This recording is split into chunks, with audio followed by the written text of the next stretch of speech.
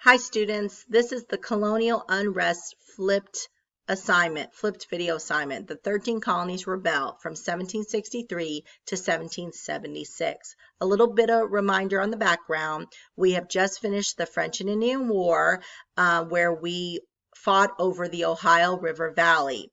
Great Britain and the French have been at war, many wars with each other, but we know that wars cost money and Great Britain really needs to refill its treasury. Along with refilling its treasury, Great Britain really felt like they needed to gain a tighter control on its 13 colonies. The 13 colonies had been able to sort of live freely, have self-government, and if you remember solitary neglect, even though Great Britain wants mercantilism, more gold coming in than going out, they really haven't been paying the 13 colonies a lot of attention.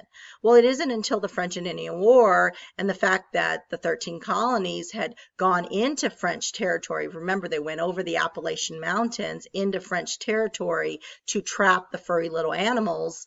And the French got upset, and that's really what caused the war. In order to tighten control, one of the things that Great Britain does is Great Britain, with the king and parliament, they pass some very important laws. One law is called the Proclamation Line of 1763. And this law forbade colonial settlement west of the Appalachian Mountains. So in other words, the colonists were not allowed to go across the Appalachian Mountains and settle in that Ohio River Valley. In order to enforce these laws, Parliament, Great Britain, also passed the Quartering Act. The Quartering Act was required the colonists to quarter or house or feed British soldiers. You got to remember, this is a time period where there's no standing army. There isn't any bases or forts. The Redcoats only were there for the French and Indian War. Once the war was over, they were supposed to go home. There is no permanent place for them to stay. So in order to enforce these rules and to keep the colonists in line and stop them from picking on the Indians and going into that territory, Great Britain passed the Quartering Act. And so this really angered the colonists. Not only do they not be able to go west, but they also have to quarter soldiers, have Redcoats army men in their homes. They had to feed them, clothe them, give them candles, house them, and they had to pay their salary too. So this was very upsetting to the colonists. Now remember, we'd been talking about the French and Indian War, and wars cost money. So Great Britain, because of all its wars with the French, was in debt. They were in debt from the war. Great Britain really needed to raise money, or what we call revenue. It's this government income. So a couple things that they did. First of all, those navigation acts that they hadn't really been paying attention to, they will start really enforcing the navigation acts, which again coincides with mercantilism, more gold coming in than going out. A couple other things that the Great Britain did to raise money or raise revenue. They passed two early laws, the Sugar Act and the Stamp Act. The Sugar Act was a tax on sugar, coffee, indigo, and molasses. Molasses is this thick, syrupy substance. It made food a lot better. They taxed these items from anywhere except Great Britain. The Stamp Act were taxes that were sold by the British government that were required on legal papers, advertisements, newspapers, calendars, and playing cards. So in order to have these items, you had to have a special stamp that the government sold you, and it was like a tax on these items. Okay, so the colonists really hated those taxes. They didn't really feel like they should be taxed. Before the war, if the colonists were taxed, they were taxed by their own legislators, their own assemblies. So here Great Britain is coming in and passing these taxes that the colonists really aren't used to. So there's a lot of protests that are happening. Boston tended to be a hotbed of protest. Many groups formed together, including the Sons of Liberty, which is a group that was organized in protest against the Stamp Act. These groups created straw dummies and burn them in effigy. Then they would dress them up like the king and protest with them. Also, one of the battle cries that the colonists would scream would be "No taxation without representation."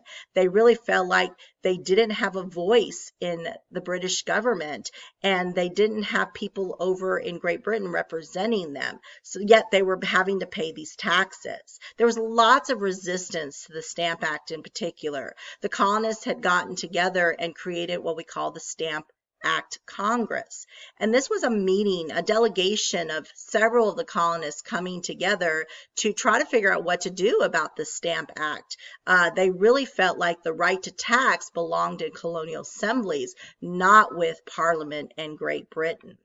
Some of the other things that the Stamp Act Congress did in protest, they organized boycotts, boycotts of British goods. A boycott is refusing to buy, very similar to what the civil rights movement did with Martin Luther King and Rosa Parks. They refused to buy bus tickets in the Montgomery bus boycott. Boycotting is very useful. Great Britain repealed the Stamp Act because of the colonial boycotts. So the boycotts worked.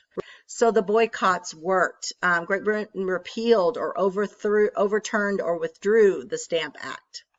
Now, other events are happening in the colonists as well. The Boston Massacre, for instance, in 1770, colonists outside a tax collection house, a customs house, were protesting these taxes, and a group of colonists approached some British soldiers that were guarding the custom house, and the colonists started to throw snowballs and rocks at the British soldiers. Well, someone yelled fire, and the British soldiers actually fired into the crowd, killing 5 colonists, including a gentleman named Crispus Attucks. Now, it's kind of ironic because Crispus Attucks was a former slave. He was the first person to die in the American Revolution. If you take a look at the picture on the bottom right-hand corner, this is an engraving from Paul Revere. It's called the Bloody Massacre. Paul Revere took this incident of the Boston Massacre and he used it as propaganda. Propaganda is a way of spreading political views. If you look at the picture, it looks like it's chaos and that the British are evil and the colonists are innocent, and that's not exactly what happened. And it looks like many people are died. There's kind of blood flowing on the picture from the colonists, but we know that only 5 people died, so it's really not a massacre, but it's propaganda, it's exaggeration. Paul Revere and the Sons of Liberty, he was a member of the Sons of Liberty, they're trying to drum up political feelings toward the British, hatred of the other colonists toward the British. Another tax or act that was passed by the British Parliament was the Townshend Act in 1767. These were duties or imported taxes on glass, paper, paint, lead, and tea. Later on, because of the protests, it will be repealed. But again, this is a tax to raise revenue or money for the British Treasury. Some other things that are happening because of all these taxes, and the colonists really were smuggling items to avoid the taxes. The Redcoats started to come to the colonies with pieces of paper, search warrants called writs of assistance. And the writs of assistance were these non-specific search warrants giving officers or Redcoats the right to search any building for any reason. They were used to enforce the acts and to stop the colonists from smuggling. The colonists really hated the writs of assistance. It really felt like their right to privacy was being violated. In today's world, if a police officer comes to your house, they have to have a very specific search warrant. It has to say what they're looking for, where they're looking, and why they're looking. Well, these writs of assistance were so non-specific, the Redcoats were really abusing their authority, and the colonists really hated it. Okay, so when the Townshend Act was finally repealed, Parliament did keep the tax on tea, and so this became the Tea Act. The Tea Act created a monopoly on tea, so ultimately there was taxes on other people's tea, like Dutch tea or French tea or Spanish tea, but the British tea would be cheaper. So they were making the other teas more expensive. We call that a monopoly. And the colonists really hated it. Groups like the Sons of Liberty and leader Samuel Adams created another group called the Committees of Correspondences. And this group kept up communication between Massachusetts towns and other colonies. This is a time period with no cell phones or texting, so people had to write letters to each other from town to town or colony to colony so that everybody would know what's going on. Those Sons of Liberty really hated the Tea Act, and so in the middle of the night, they dressed themselves as Mohawk Indians and dumped 342 chests of British East India Company tea into the Boston Harbor in protest of the Tea Act. We call this the Boston Tea Party. Historians believe that this was an act of civil disobedience, that the Sons of Liberty were protesting that tea tax. Now, the Boston Tea Party really angered the king and it angered Parliament, so Great Britain ends up sending more redcoats to Boston to help them keep order. 1,000 redcoats arrived in order to keep order in the colonists, and also they passed a second quartering act requiring colonists to house the soldiers in their homes. Now, to punish the colonists for their Tea Party, Parliament passed the Intolerable Acts. The real name of it was the Coercive Acts, but the colonists hated this law so much that they called it the Intolerable Acts of 1774. King George wanted to punish the colonists for their Tea Party.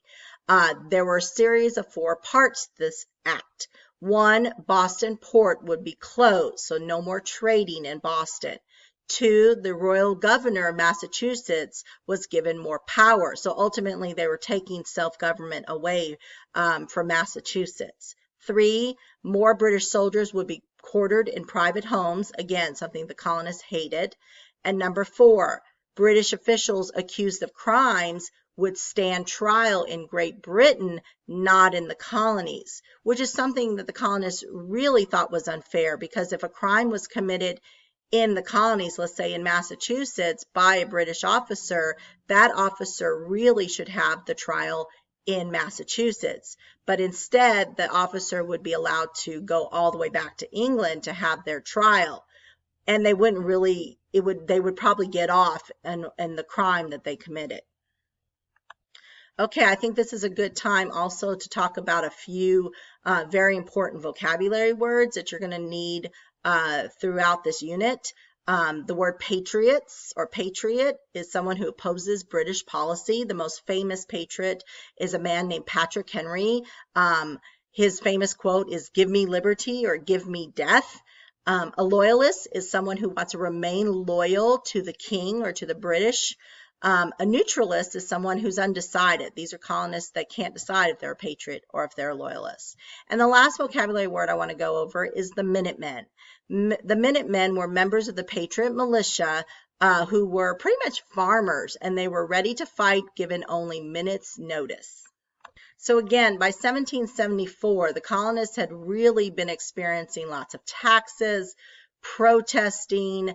The colonists had organized the Stamp Act Congress, and by 1774 they really felt like they needed to come back together and to really talk things out and figure out what they were going to do about all these British policies. So they came together in what we call the First Continental Congress.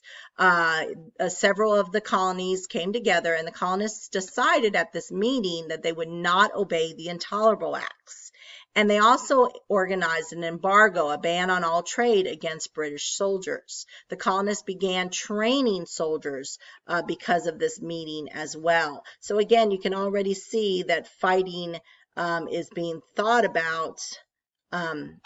Fighting is already being thought about. Well, in April 1775, at Lexington and Concord, the first shots of the revolution are at Lexington. The British soldiers The Patriots were actually stockpiling weapons, and the British had heard about them, so they actually sent some soldiers to go and capture the weapons.